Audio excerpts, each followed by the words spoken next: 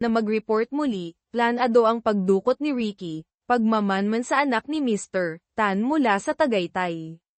Bukod dito, ang video ay kuha ng ikatlong tao, hindi CCTV. Hindi malinaw ang relasyon ng misteryosong tao at ni Ricky. Komplikado ang kaso, maaaring nasa panganib ang bata. Ngunit dahil sa interes ng kumpanya, tumanggi pa rin si Mr. Tan. Ang dalawang katotohanan, sa panig ni Benjo Aquino, muli niyang pinuntahan si Elena Gomez. Ganun pa rin. Ang asal nito, napilitan si Benjo na maging direktang sabihin na sospek ang mister niya sa kidnapping. Nagulat at naiyak si Elena, iginiit na hindi iyon magagawa ng asawa niya. Ang masakit, sila pala ang tunay na biktima. Lumalabas na ang anak ng mag-asawang Gomez ang dinukot 1 linggo na ang nakalilipas. Ang kidnapper ay nagpapadala ng video ng bata araw-araw. Ang pagsabog sa playground ay babala ng kidnapper. Pinagbantaan silang papatayin ang bata kapag nag-report sa pulis. Agad na pinagtagpi ni Miguel ang mga pangyayari. Si Ricky Gomez ay maaaring pinilit ng kidnapper ng sarili niyang anak na dukutin ang anak ni Mr. David Tan. Ang nagpadala ng video kay Mr. Tan ay ang orihinal na kidnapper. Sinuri ni Maria Santos ang mga text ni Ricky, natuklasan na may karelasyon itong katrabaho na nagngangalang Lisa Ramos. Agad na pinuntahan ni Miguel si Lisa. Sa ilalim ng pagtatanong, itinuro ni Lisa ang pinagtataguan ni Ricky Gomez. Ang bigo na palitan, kasabay nito, pagbalik ni Ricky Gomez sa lodge kung saan niya itinago ang anak ni Mr. Tan, natuklasan niyang nawawala ang bata. Naghanap siya na parang baliw. Tumawag ang kidnapper, ng anak ni Ricky, iniutos na gamitin ang anak ni Mr. Tan para ipalit sa sariling anak. Para mailigtas ang anak, itinago ni Ricky sa kidnapper na nawawala na ang hostage niya. Ibinigay ng kidnapper ang lugar ng palitan. Pagdating ni na Miguel sa lodge, nakaalis na si Ricky. Napansin ni Miguel ang isang papel sa mesa. Ginamit niya ang lapis para kuskusin ito, lumitaw ang address ng palitan. Agad silang nagtungo doon. Para malinlang ang kidnapper, bumili muna si Ricky ng stroller at malaking laruan. Tinulak niya ito papunta sa napagkasunduang lugar, isang malaking sementeryo sa Maynila. Nakita niya ang isa pang stroller sa tabi ng isang mag-asawang nasa katanghaliang gulang. Ngunit paglapit niya, natuklasan niyang hindi ang anak niya ang laman, kundi litrato ng isang pumanaw na babae. Tinanong ni Ricky ang lalaki tungkol sa anak niya, ngunit walang alam ito. Nagpanik si Ricky, tinatawag ang pangalan ng anak. Nang kumalma ng kaunti, napansin niyang pamilyar ang litrato. Nakita ng lalaki na nakatitig si Ricky, sumilip din ito. Nagulat siyang makita ang litrato ng sarili niyang namayapang anak. Nang marinig ang pangalang Clarice Santos, nanghina si Ricky at napaupo. Naalala niya ang sinabi ng pari sa Tagaytay, nagsimula ito sa inakay, lumaki ito at kinain ang sariling ina, iyon ang batas ng kalikasan. Biglang tumawag ang kidnapper, sinabing tumakbo na siya. Sakto namang dumating sina Miguel, naabutan si Ricky sa di kalayuan. Matapos ang habulan sa mga puntod, nakatakas pa rin si Ricky. Dinala ni Miguel ang mag-asawa sa istasyon. Ikinwento ng lalaki na anibersaryo ng pagkamatay ng anak nilang si Clarice.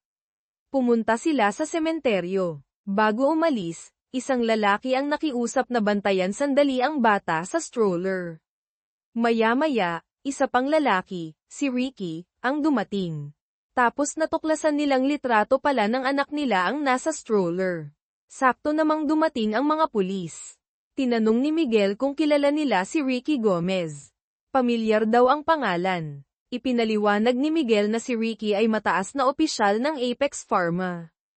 Nang mabanggit ang Apex Pharma, agad na naalala ng lalaki si Ricky Gomez.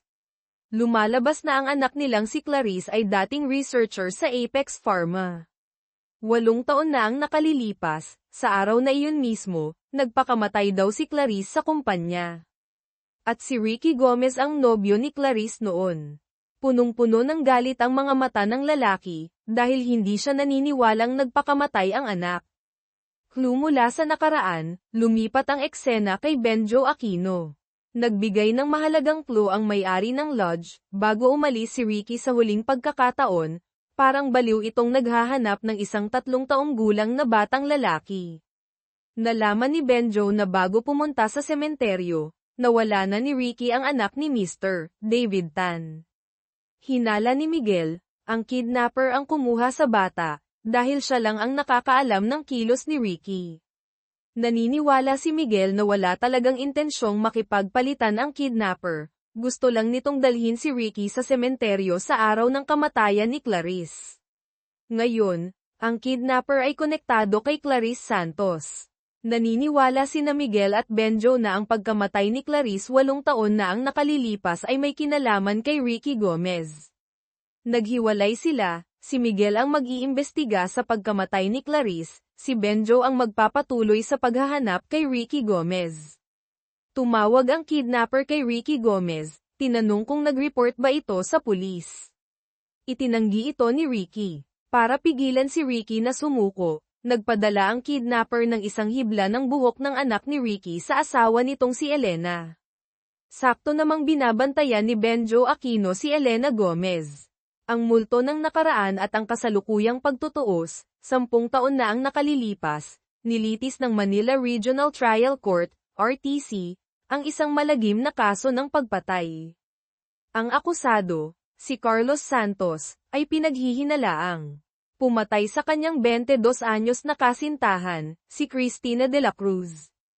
Isang testigo ang nagsabing nakita niya si Carlos na hila-hila ang isang kainahinalang pulang malites sa isang motel sa Ermita, at tumutulo pa raw ang dugo mula rito. Gayunpaman, dahil ang testigo ay lulong sa droga, iginiit ng abogado ng depensa na hindi kapanipaniwala ang kanyang salaysay. Dagdag pa rito, hindi kailanman natagpuan ng prosekusyon ang bangkay ni Cristina. Sa huli, dahil sa kakulangan ng matibay na ebidensya, idineklarang inosente ng korte si Carlos Santos at pinalaya siya. Ang masaklap, ang mahusay na abogado na tumulong kay Carlos na makalusot noon ay si Nicanor Reyes, ang kasalukuyang kalihim ng hustisya. Balik sa kasalukuyan, tinutugis ng grupo ni Miguel de Leon ang lalaking gumamit ng card sa kaso ng pagkawala ng anak ni Kalihim Reyes na si Aya. Tumawag ang security guard ng mall kay Miguel, sinabing bumalik na ang may-ari ng sasakyang may dashcam. Sa panonood ng video, nakumpirma nilang ang lalaking gumamit ng card ay nagmamaneho nga ng itim na kotse.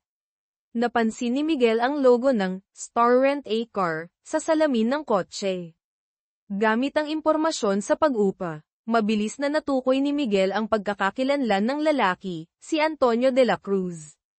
Agad na pinuntahan ni Miguel ang bahay ni Antonio. May narinig siyang kaluskos sa labas, maingat siyang nagtago sa pader para magmasid. Ang dumating pala ay ang kanyang kasamahan, si Benjo Aquino.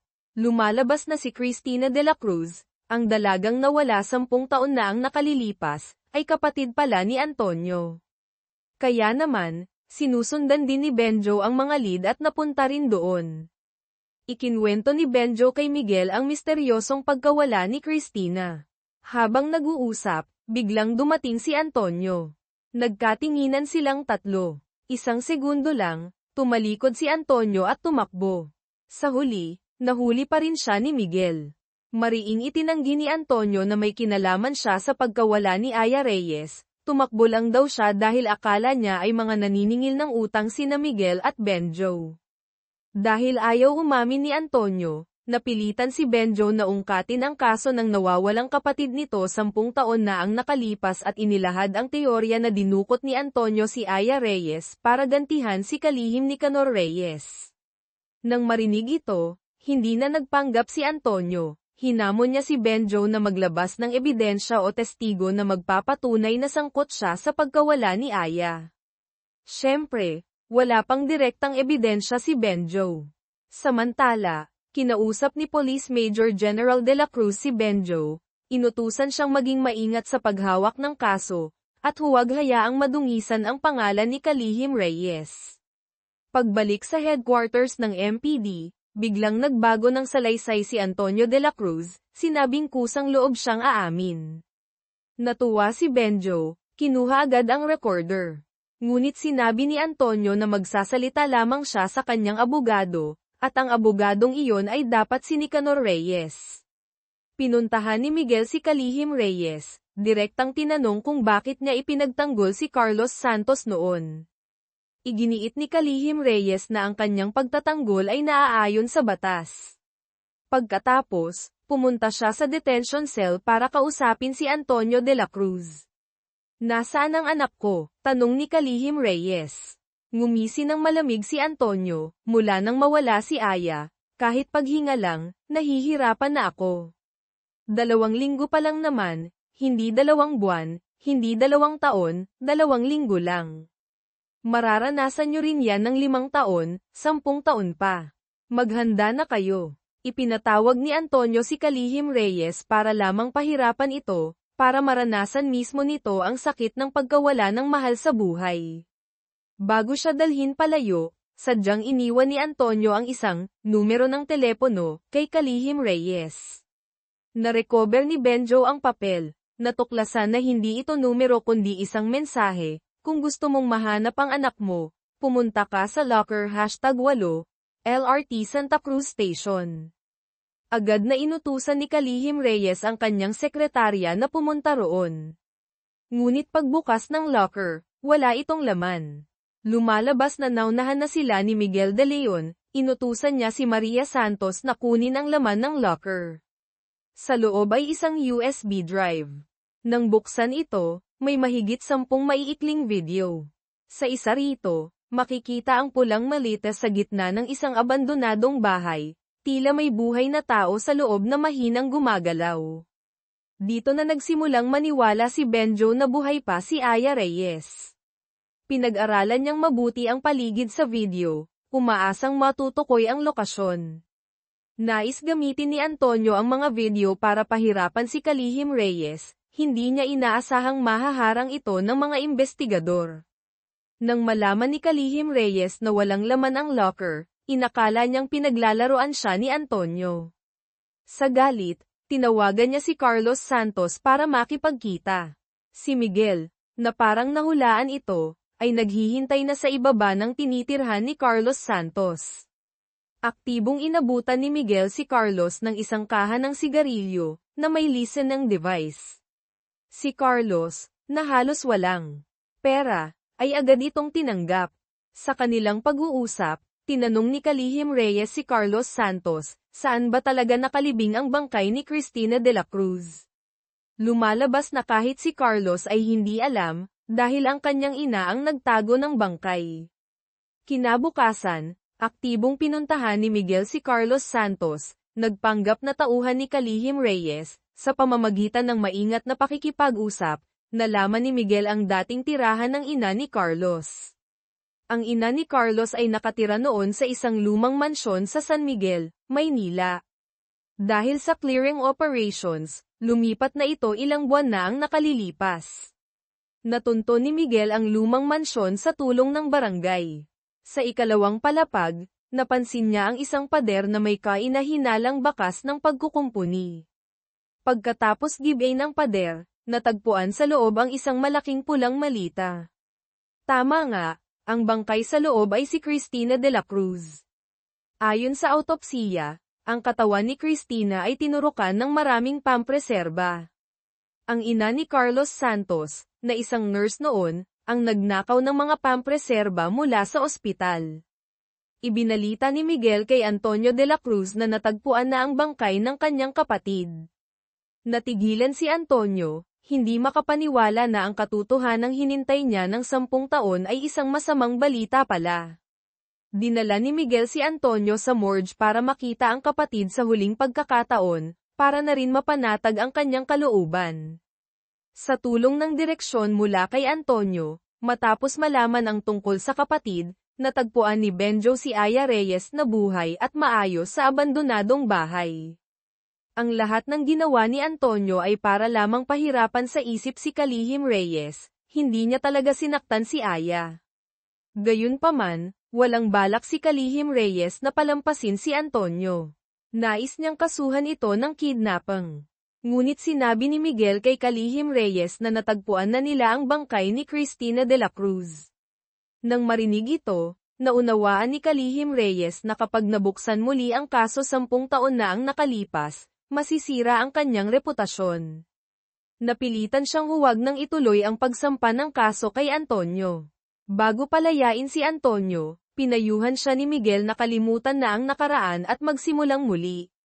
Subalit, pagkalabas niya ng istasyon ng pulis, agad na hinanap at sinaksak ni Antonio si Carlos Santos. Pagkatapos, tumayo siya sa rooftop ng gusali ng Department of Justice, tinawagan si Miguel, inaming siya ang sumaksak kay Carlos at nagpasalamat kay Miguel sa pagtulong na mahanap ang kanyang kapatid. Pagkasabi nito, tumalon siya at namatay sa harap mismo ni Kalihim Reyes at ng mga reporter. Tragikong nagtapos ang kaso ng pagkawala ni Aya Reyes. Bagong kaso, panawagan ng tulong online ngunit, ang Maynila ay hindi tumitigil sa mga misteryosong pagkawala. Nakatanggap ng ulat ang pulisya mula sa isang netizen. Nakapanood daw ito ng isang video ng panawagan ng tulong mula sa isang babae sa personal blog nito. Ang babae ay nagngangalang Lea Santos. 2 linggo na ang nakalipas. Nagpunta siya sa istasyon para i-report na may sumusunod sa kanya, ngunit dahil walang ebidensya, hindi ito inaksyonan. 3 araw na ang nakalilipas, nagpost si Lea ng video na humihingi ng tulong online. Ngayon lamang may nakatulong sa kanya na mag-report sa pulis. Patay na ang mga magulang ni Lea, mag-isa siyang nakatira sa Quezon City.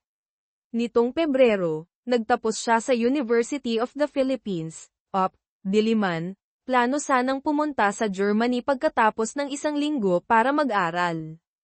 Ngunit ngayon, naglaho siyang parang bula. Agad na nagtungo ang SMPU team sa apartment ni Lea. Dinala ni Maria Santos ang ilang personal na gamit nito sa headquarters. Napansin ni Miguel de Leon ang 4 na oil painting sa pader ng sala. Sa isang painting na naglalarawan ng abandonadong construction site, may nakasulat na numero ng telepono.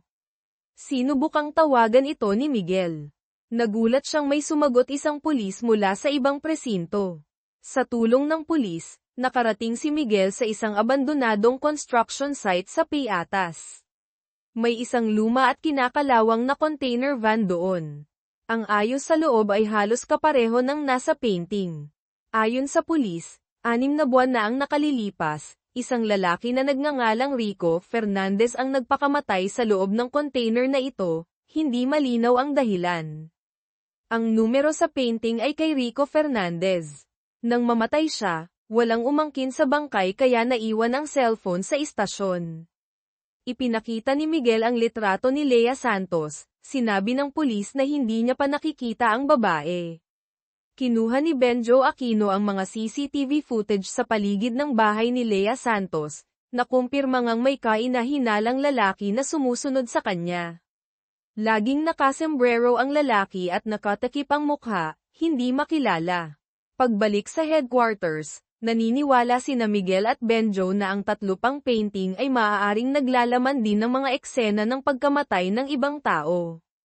Kung maiintindihan nila ang mga painting, baka mahanap nila si Lea.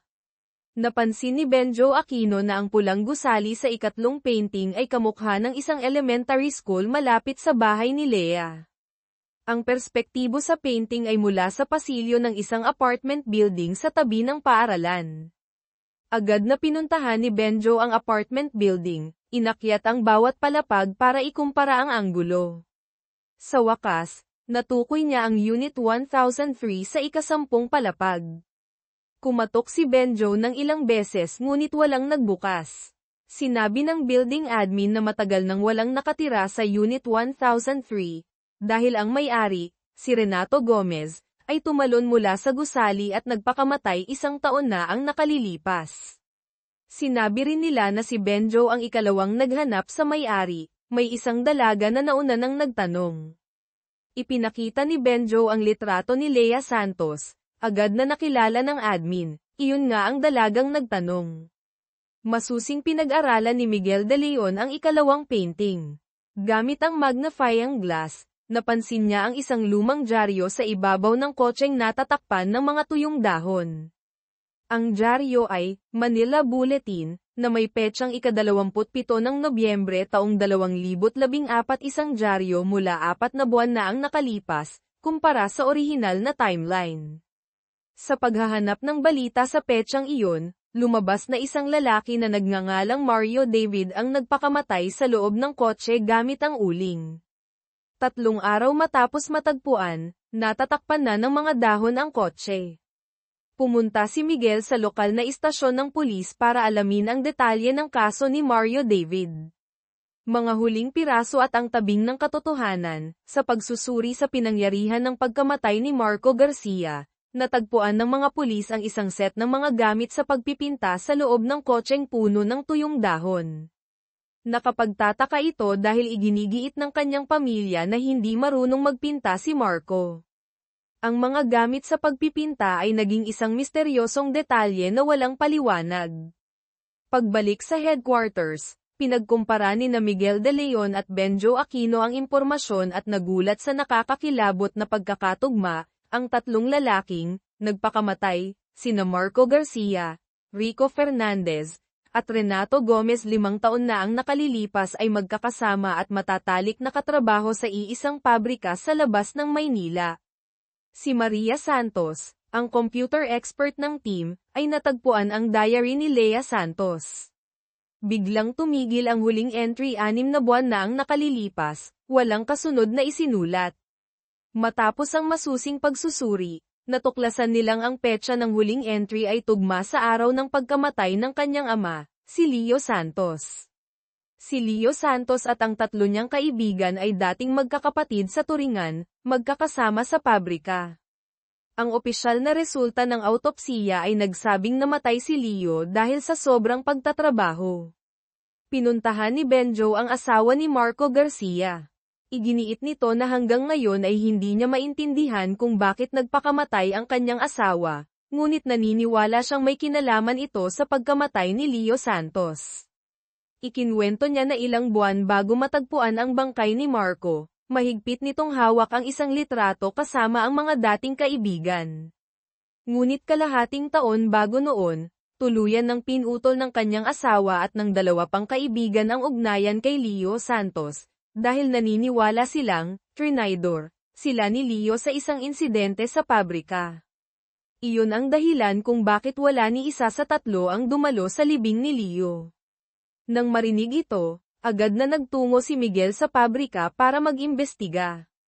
Pagpasok pa lang sa gate, nakita na niya ang mga banner na nagpoprotesta laban sa tanggalan ng mga manggagawa. Ikinwento ng 2 matagal ng empleyado ang malungkot na pangyayari. Si Leo Santos ay isang veteranong empleyado, itinuturing na respetadong kuya ng mga katrabaho. 5 taon na ang nakalilipas, dahil sa masamang pamamahala, napilitan ang pabrika na magtanggol ng maraming manggagawa. Sa unang batch, 127 ang nawalan ng trabaho, kasama sina Renato Gomez at Rico Fernandez.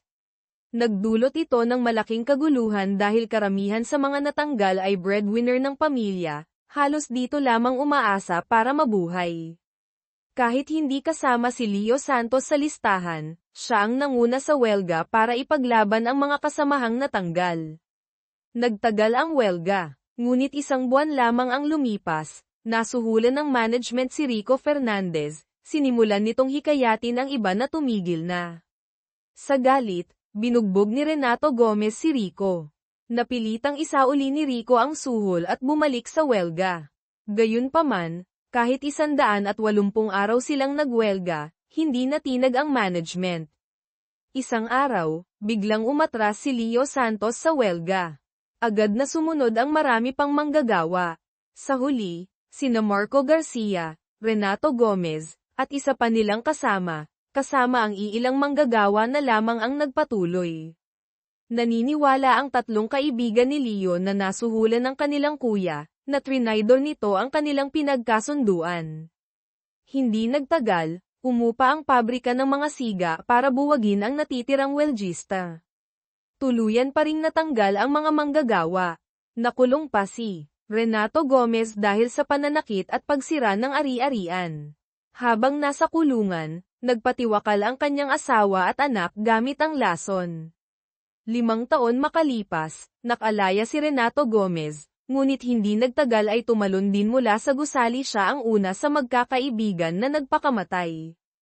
Pagkatapos ng biglaang pagkamatay ng kanyang ama, dahil sa sobrang pagod, nagpunta rin si Lea Santos sa pabrika para alamin ang tunay na dahilan. Sinabi sa kanya ng mga dating katrabaho na ang kanyang ama ang may kasalanan sa pagkamatay ni Renato Gomez. Hindi naniwala si Lea na magagawa ng ama niyang traidorin ang mga kaibigan. Ngunit nagpatuloy ang trahedya, hindi nagtagal, sunod-sunod ding nagpakamatay sina Marco Garcia at Rico Fernandez. Kinausap ni Miguel ang management ng kumpanya, tinanong kung nasuhulan ba si Leo Santos noon kaya umatras sa welga. Agad itong itinanggi ng management, iginiit na kusang tumigil si Leo. Nagbigay ng teorya si Benjo, baka si Lea Santos, para ipaghiganti ang ama at mga tiyuhin na pinaniniwalaan niyang, trinaydor, ng kanyang ama, ang pumatay kina Marco Garcia at Rico Fernandez, tapos sadyang nag-post ng video at nagkunwaring nawawala para palabasing biktima siya. Inutusan ni Miguel ang forensics na muling suriin ang sanhi ng pagkamatay ni Marco at Rico, tingnan ang posibilidad na may foul play. Sakto namang may lumabas na balita sa TV tungkol sa isang anonymous tip kaugnay ng pagkawala ni Lea, pinapuna ang mabagal na aksyon ng MPD. Malinaw na may nanggigipit sa pulisya. Nagmamadaling dumating si Major General De La Cruz sa SMPU headquarters, ibinalita sa team, buhay pa si Lea Santos. 6 na oras na ang nakalilipas, nakunan siya ng CCTV sa waiting area ng isang bus terminal sa labas ng lungsod. Agad na nagtungo si Benjo doon. Tumawag ang forensic lab kay Miguel, kinumpirma ang pinal na resulta. Sina Marco Garcia at Rico Fernandez ay talagang namatay dahil sa pagpapakamatay. Direktang pinabulaanan nito ang teorya ni Benjo, ngunit lalo namang naguluhan si Miguel. Gayunpaman, binanggit din ng mediko-legal na simula noong malawakang tanggalan 5 taon na ang nakalilipas, maraming manggagawa ang nagpakamatay dahil sa kawalan ng trabaho, karamihan ay dumanas ng matinding depresyon. Karamihan sa mga pabrika ay hindi nagbigay ng sapat na bayad pinsala, at tila nagwalang bahala rin ang gobyerno, patungkol sa labor policies noon. Sa panig ni Maria Santos, natuklasan niya na ang title ng video na pinost ni Lea Santos ay, ika-6 ng Oktubre taong 13. Agad niyang binuksan muli ang diary ni Lea, hinanap ang entry noong ika-13 ng Hunyo taong 2010. Noong araw na iyon, dinala si Lea ng isang kaklase sa isang sikat na art workshop sa Maynila. Nakita ng guro ang kanyang potensyal, at pangarap ni Lea na maging pintor. Ngunit hindi niya masabi sa ama dahil alam niyang hindi nila kaya ang mahal na bayarin.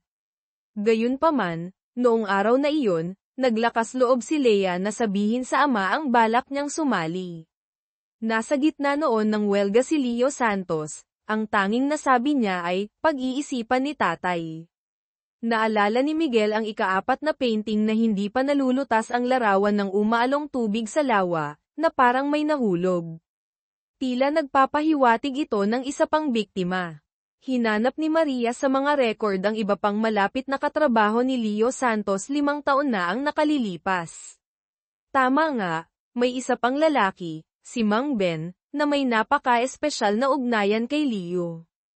Agad na pinuntahan ni Miguel si Mang Ben.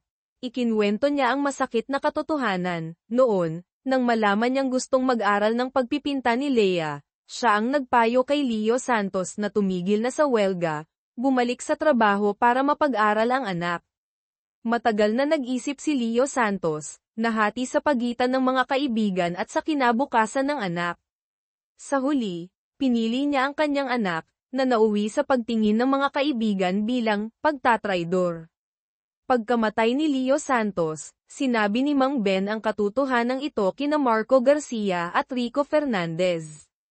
Labis silang nagsisi. Nagpadala sila ng mga text message ng paghingi ng tawad sa lumang cellphone ni Leo Santos, na minana ni Lea. Si Marco Garcia pa nga ang bumili ng mga gamit sa pagpipinta para kay Lea, ang natagpuan sa kotse niya, ngunit hindi nagkalakas ng loob na ibigay ito. Sa huli, pinili nilang magpakamatay para bayaran ang kanilang utang na loob kay Leo Santos. Si Lea Santos, marahil sa pamamagitan ng mga text o diary, ay nalaman din ang buong katotohanan, ang kanyang ama at 3 tiyuhin ay namatay dahil sa kanyang pangarap. Nag-report si Benjo mula sa bus terminal, nakita sa CCTV na pag-alis ni Lea sa terminal, may isang lalaking nakasombrero na sumunod sa kanya. Agad na nakilala ni Benjo ang lalaki, ito rin ang sumusunod kay Lea dati. Pinalaki ni Miguel ang imahe, napansin ang isang tatsulok na tato sa kanang kamay ng lalaki, simbolo ng isang kilalang sindikato ng mga hitman sa Pilipinas na nakasagupa na ni Miguel noong nasa FBI pa siya. Ibig sabihin, may umupa ng hitman para patayin si Lea Santos. Agad na nagtungo si Miguel sa labas ng lungsod para hanapin si Lea. Si Maria Santos, gamit ang data mula sa Bureau of Immigration, ay nahanap ang pangalan ng hitman, Pilipino. Sa pamamagitan ng CCTV sa airport, natuklasan nilang pagdating nito, sumakay ito sa isang SUV. Gamit ang plaka, natunto ni Maria ang may-ari, si Mr. Robert Lim, may-ari ng isang logistics company. Mabilis na natagpuan ni Benjo Aquino si Mr. Robert Lim. Sa ilalim ng masigasig na pangungumbinsi ni Benjo, ibinunyag ni Mr. Lim ang numero ng telepono ng hitman. Agad na inutusan ni Benjo si Maria na i-track ang lokasyon nito. Na-track ni Maria ang lokasyon ng cellphone ng hitman malapit sa isang malaking reservoir. Ang satellite map ng lugar ay eksaktong katulad ng nasa ika-4 na painting. Agad na napagtanto ni Miguel, ang ika-4 na biktima ay si Lea Santos. Nagmamadali siyang nagmaneho papunta sa reservoir. Sa mga sandaling iyon, binuksan ni Lea ang kanyang cellphone, naupo sa isang bench sa tabi ng lawa, tahimik na nakikinig ng musika, hindi namamalayan ang hitman na dahan-daang lumalapit sa kanyang likuran. 5 minuto makalipas, dumating si Miguel sa reservoir. Binaril na si Lea Santos at wala ng buhay. Huli na siya. Sinuri ni Miguel ang cellphone ni Lea na nasa tabi nito, tila may naunawaan siya. Si Benjo, gamit ang lokasyon, ay nahuli ang hitman na nagtatangkang tumakas malapit doon. Ngunit kahit anong tanong ni Benjo, ayaw magsalita ng hitman. Hinala ni Benjo, ang management ng pabrika ang umupa rito. Gayunpaman, inutusan ni Major General De La Cruz ang SMPU team na itigil na ang investigasyon. May utos daw mula sa taas, ililipat ang kaso sa ibang unit, nagpapahiwatig ng political o corporate influence. Galit na galit si Benjo, alam niyang mababaon lang sa limot ang kaso. Umaasa siyang tatutol si Miguel.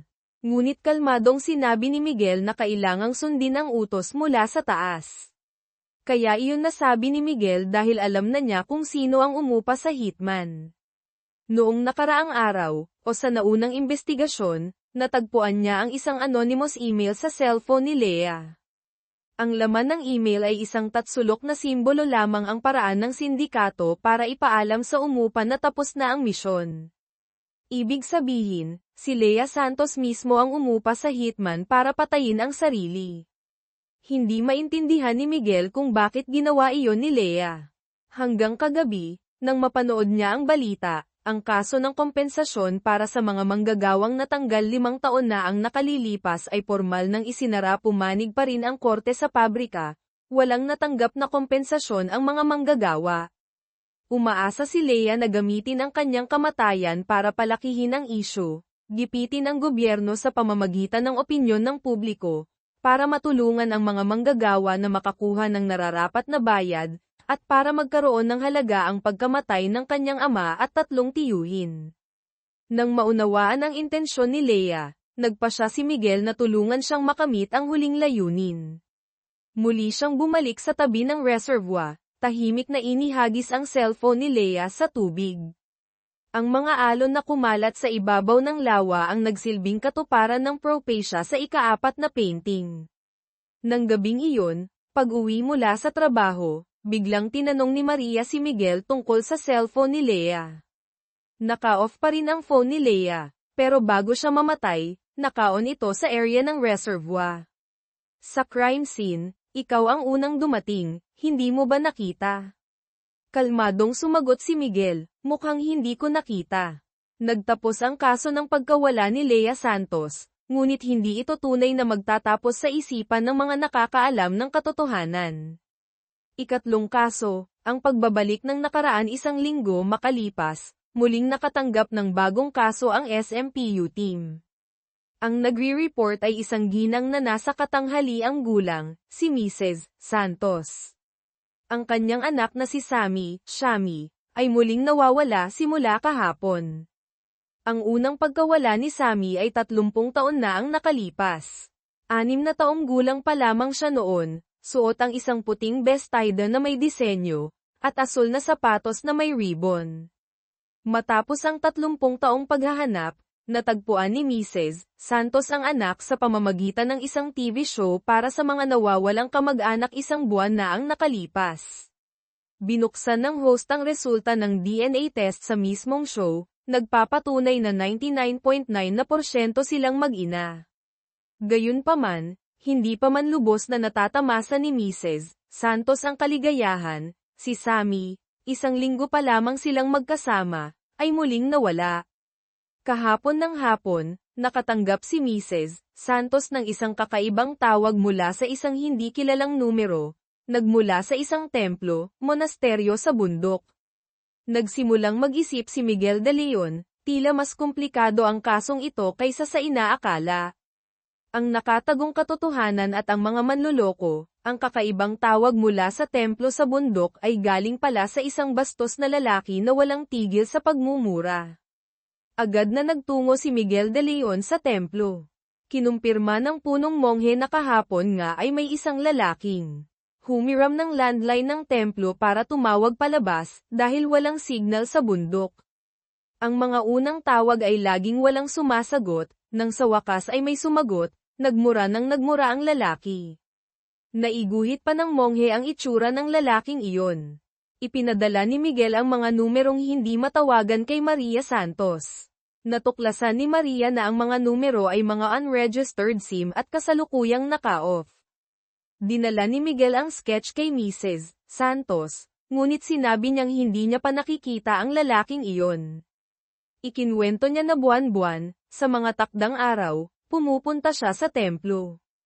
Ayon sa schedule, dapat ay nasa templo rin siya kahapon, ngunit kinaumagahan, pinigilan siya ng anak niyang si Sammy, hiniling na manatili ito sa bahay kasama niya. Pumayag si Mrs. Santos. Gayunpaman, pagdating ng hapon, hindi na niya makontak si Sammy, tapos natanggap niya ang kakaibang tawag mula sa templo. Hinala ni Mrs. Santos, baka dinukot ang anak niya ng mga naniningil ng utang. Ikinwento niya na 1 linggo bago makilala ni Sammy ang ina, pinuntahan ito sa tinutuluyang apartment ng mga marahas na kolektor. Mabuti na lang at natuklasan niya agad at binayaran ang utang ni Sammy na 7 milyong piso. Kaya hinala niya, ang tawag mula sa templo ay galing sa grupo ng mga kolektor. Inutusan ni Miguel si Maria na suriin ang bank transaction history ni na Mrs. Santos at Sammy.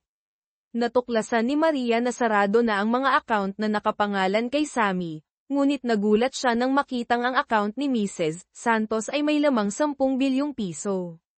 Lumalabas na maagang namatay ang asawa ni Mrs. Santos. Matapos mawala ang anak noong bata pa, mag-isa siyang namuhay, nagbukas ng restaurant na naging matagumpay. Dahil hindi siya magastos, naipon niya ang kinita sa loob ng maraming taon. Nang marinig ito, isang nakakatakot na hinala ang nabuo sa isip ni Miguel. Pumunta si Benjo Aquino sa apartment kung saan dating tumira si Sammy, gamit ang ibang pangalan. Sinabi ng may-ari na bago makilala ang ina sa TV, ang gamit na pangalan ni Sammy ay Kimberly Reyes.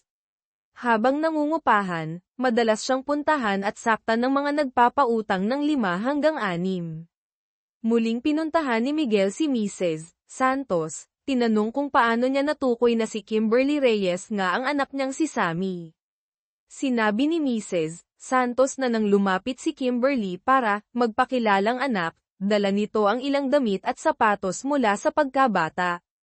Agad na nakilala ni Mrs. Santos ang mga ito, ang puting bestida at asul na sapatos na may ribbon na suot ni Sammy nang mawala ito 30 taon na ang nakalilipas.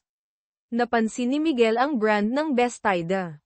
Agad niyang dinala ito sa pabrika ng nasabing fashion brand.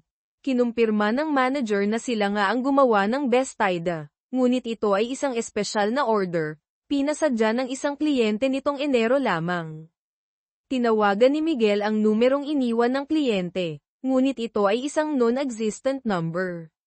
Pinuntahan ni Miguel ang direktor ng TV show na tumutulong sa paghahanap ng nawawalang kamag-anak.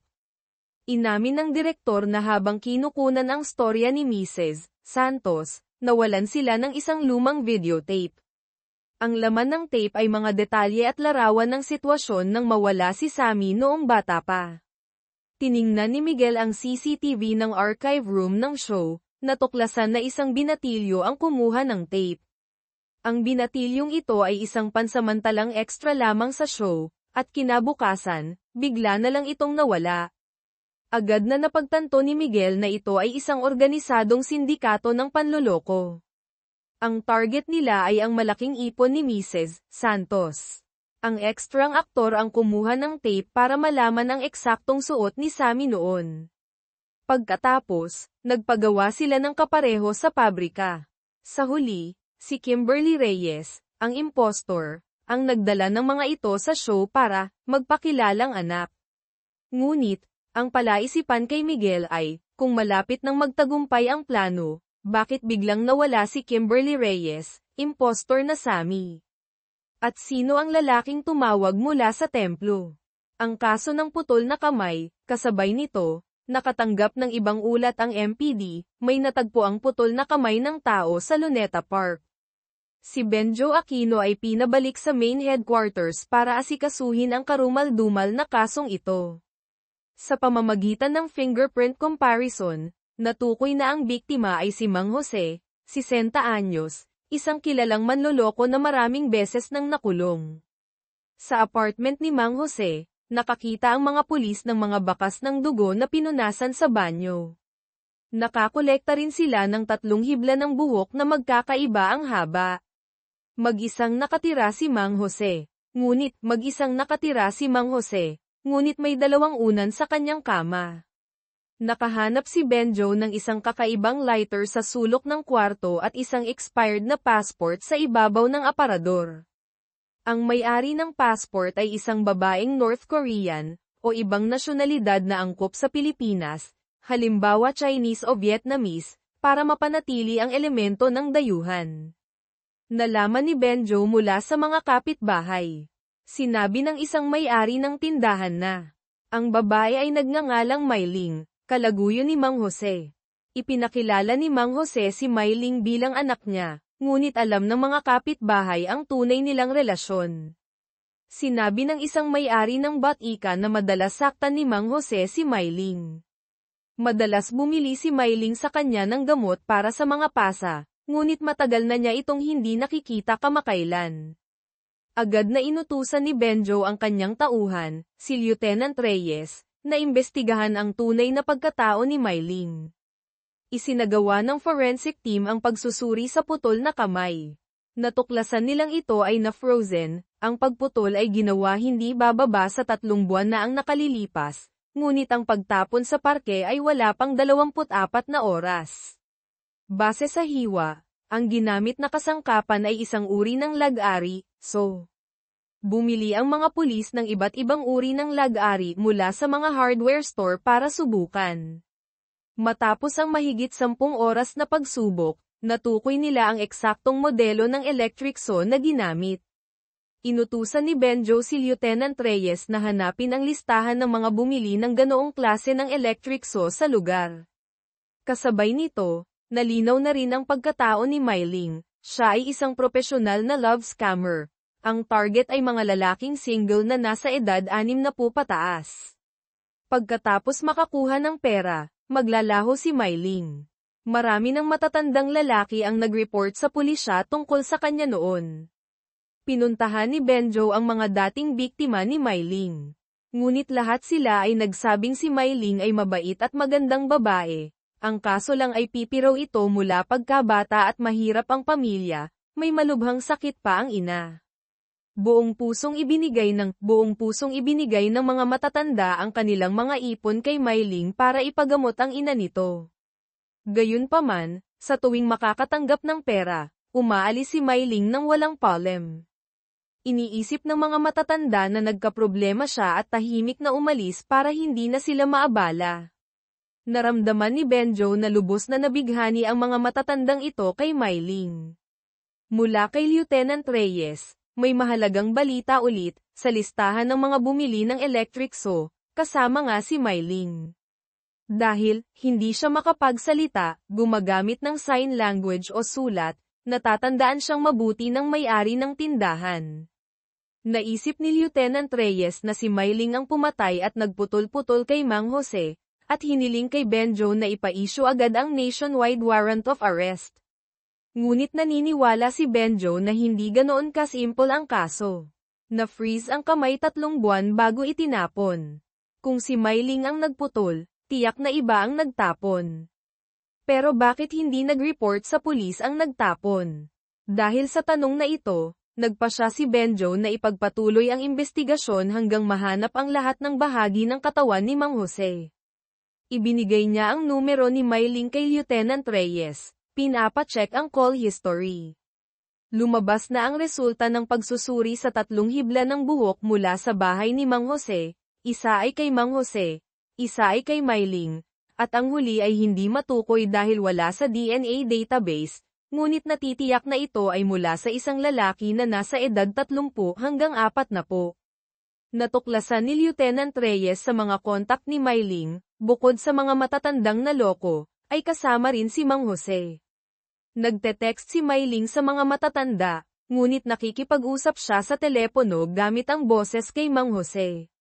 Dito nalaman ni Benjo, hindi pala talaga pipi si Myling. Bukod dito, natuklasan din ni Lieutenant Reyes sa mga kontak ni Mang Jose ang isa pang dayuhang scammer na nagngangalang Eho. Nang matagpuan ni Benjo si Eho, kasalukuyan itong nanloloko ng isa pang lalaking nasa katanghaliang gulang. Pagkatapos, umamin si Eho kay Benjo na siya mismo ang biktima. Ilang buwan na ang nakalilipas, nilapitan siya ni Mang Jose, sinabing may isang direktor na naghahanap ng aktres, kapag mahusay umarte ay makakatanggap ng bilyon-bilyong piso bayad. Ngunit, naloko ni Mang Jose si Eho sa pera at damdamin. Sinabi lang ni Mang Jose na hindi raw nagustuhan ng direktor si Eho. Sa huli, nag-expire ang passport niya, hindi makahanap ng trabaho, napilitan si Eho na manloko ng mga lalaki para mabuhay. Tinanong ni Benjo kung sino ang direktor. Sinabi ni Eho na napaka-misteryoso nito, hindi pa niya nakikita ang mukha o narinig ang boses.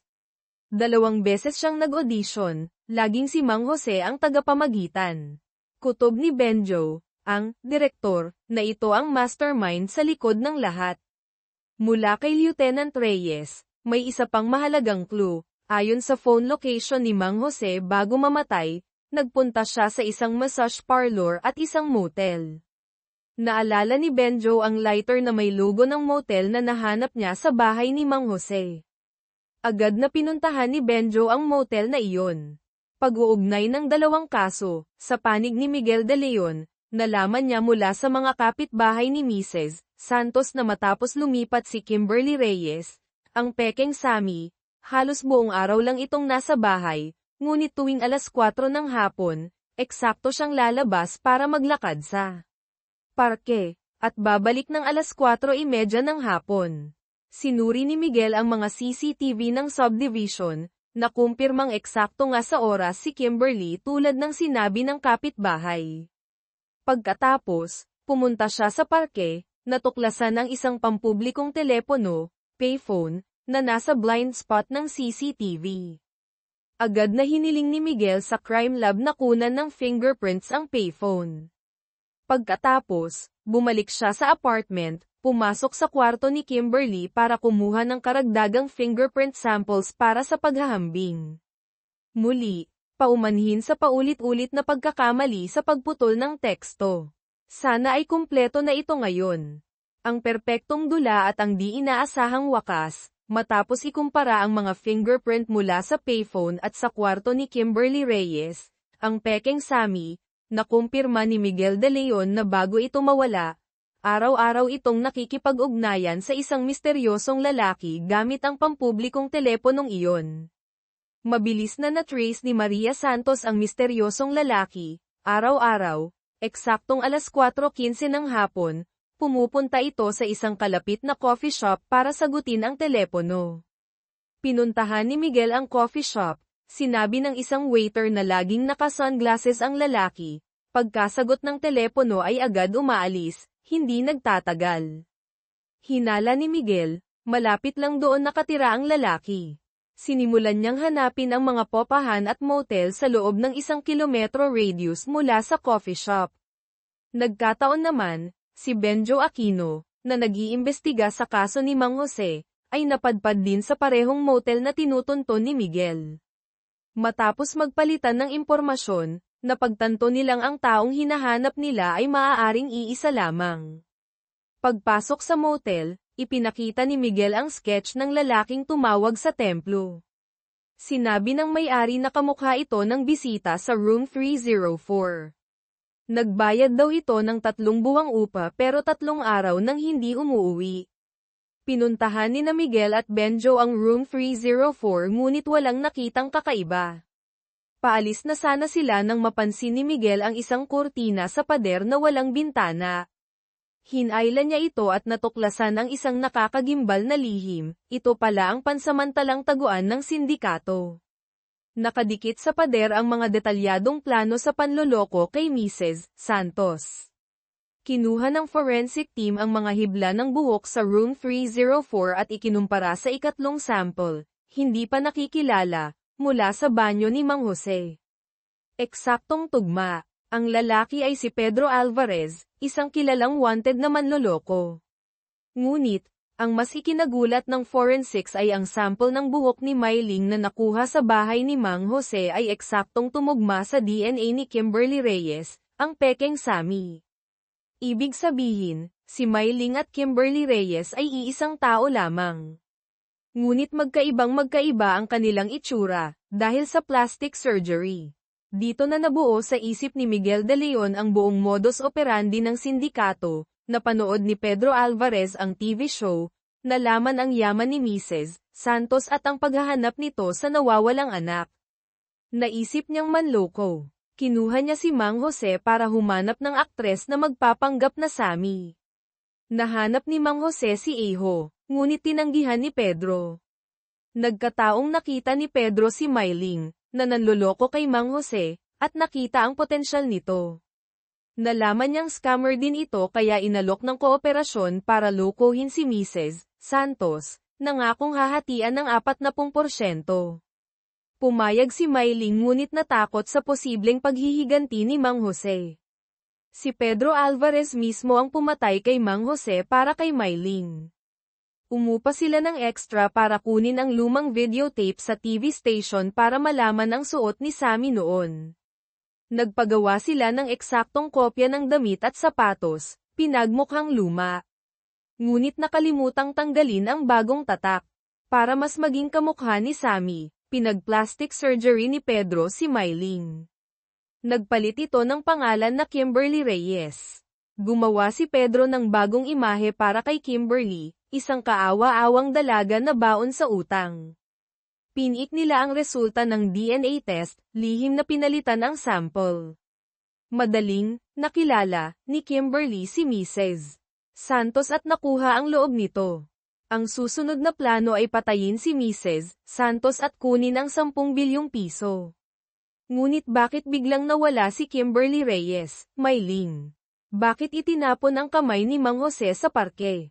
Hinala ni Miguel, Nagkaroon ng hidwaan sa loob ng grupo. Sinuri ni Maria Santos ang phone location history ni Pedro Alvarez, natuklasang madalas itong pumunta sa isang cold storage facility kamakailan. Nalaman nilang umupa siya ng isang unit doon 3 buwan na ang nakalilipas. Agad na pinuntahan ni Benjo Aquino ang cold storage. Natagpuan nila sa loob ang mga natitirang bahagi ng katawan ni Mang Jose. Sa pagsusuri ng CCTV sa gate, nakita ni Benjo si Pedro Alvarez na pumasok sa pasilidad ng 3:00 ng madaling araw noong 14 ng Abril, ang araw na natagpuan ang kamay. Tumawag ang direktor ng TV station kay Miguel. Muli nilang pinanood ang orihinal na tape ng show. Napansin nila na matapos i-anunsyo ang resulta ng DNA test, biglang nanigas ang ekspresyon ni Mrs. Santos, hindi natural. Karaniwan, dapat, ay sobrang emosyonal ang isang ina sa ganoong sitwasyon. Agad na pinasuri ni Miguel ang personal na impormasyon ni Mrs. Santos. Isang nakagugulat na katotohanan ang lumabas, noong bata pa si Mrs. Santos, na-diagnose siyang baog dahil sa isang karamdaman. Ibig sabihin, hindi niya tunay na anak si Sammy, ang nawawalang bata. Kaya pala nanigas ang reaksyon niya sa pekeng DNA result, dahil alam niyang imposible. Kung gayon, bakit hindi ibinunyag ni Mrs. Santos na impostor si Kimberly Reyes? Marahil, ang pagdating ni Kimberly ay nagbigay sa kanya ng init at pagmamahal ng isang anak na matagal na niyang inaasam sa kanyang kalungkutan. Nang marinig ang pekeng DNA result, alam niyang niloloko siya. Nais niyang malaman kung bakit ginagawa iyon ni Kimberly kaya lihim niya itong sinubaybayan. Natuklasan niyang kasabwat ni Kimberly si Pedro Alvarez, ngunit inakala niya noong una na para lang ito manghingi ng pagkain at pera. Sa ilang araw na pagsasama, lubos niyang naranasan ang saya ng pagiging ina, halos makalimutan niyang manloloko si Kimberly. Hanggang sa araw na pinigilan siya ni Kimberly na pumunta sa templo, tapos bigla na naman itong nawala. Ipinaliwanag ni Miguel kay Mrs. Santos, kung pumunta siya sa templo noon, maaaring pinatay na siya ni Pedro Alvarez ayon sa plano, para makuha ang 10 bilyong piso. Ang pagpigil ni Kimberly sa kanya ay pagliligtas sa kanyang buhay. Labis na nagulat si Mrs. Santos, ngunit hindi pa rin lubos na makapaniwala. Inilabas niya ang kanyang cellphone, ipinakita ang isang video na kada rating lang mula kay Kimberly Reyes, Inay. Sa loob ng 1 buwan, tinawag kitang inay, ng buong puso. Maraming salamat po, patawarin niyo po ako, ang walang kwenta niyong anak. Lumalabas na si Kimberly Reyes, Mayling ay tunay na naantig sa kabaitan ni Mrs. Santos. Natauhan ang kanyang konsensya, nagpasya siyang itigil ang panloloko. Ito rin ang dahilan kung bakit hindi siya isinumbong ni Mrs. Santos at hinahanap pa siya.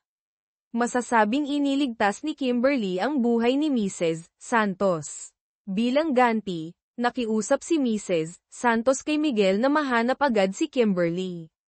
Sinuri ni Maria Santos ang mga cellphone ni Kimberly at Pedro, pareho pa ring naka-off. Pinanood muli ni Benjo Aquino ang video na ipinadala ni Kimberly, napansin na ang lokasyon ay malapit sa isang resort. Agad na nagtungo sina Miguel at Benjo doon. Sa panig ni Mrs. Santos, naiwan niya ang cellphone sa mesa sa restaurant. Isang waiter, na nabayaran na pala ni Pedro, ang agad na kumuha ng video at ipinadala ito kay Pedro Alvarez. Nalaman ni Pedro ang kinaroroonan ni Kimberly at agad na nagmaneho papunta roon para maningil. Sa panig ni Kimberly, binuksan niya ang cellphone at tinawagan si Mrs. Santos, umiiyak na nakiusap na huwag na siyang hanapin. Gamit ang lokasyon ng tawag na ito, agad na ipinasa ni Maria ang eksaktong lokasyon kina Miguel at Benjo. Ngunit, naunahan sila ni Pedro Alvarez. Niloko mo ako, sigaw ni Pedro, tinatanong kung bakit sinira ni Kimberly ang plano. Itinuring niya akong tunay na anak. Hindi ko kayang suklian ng masama ang kabutihan, sagot ni Kimberly, tapos tumakbo papunta sa bintana. Sakto namang nakita niya sina Miguel at Benjo na paparating. Sa loob, itinaas ni Pedro ang kutsilyo, handa nang saksakin si Kimberly. Habang nag-aalangan siya, si Miguel, mula sa labas ng bintana, o pagkatapos sirain ang pinto, ay nagpaputok ng isang beses. Tinamaan si Pedro sa ulo at agad na namatay. Nakaligtas si Kimberly, nanginginig sa takot sa tabi ng bintana. Pagkatapos, nahatulan pa rin si Kimberly Reyes, mailing ng isang taong pagkakakulong dahil sa panloloko.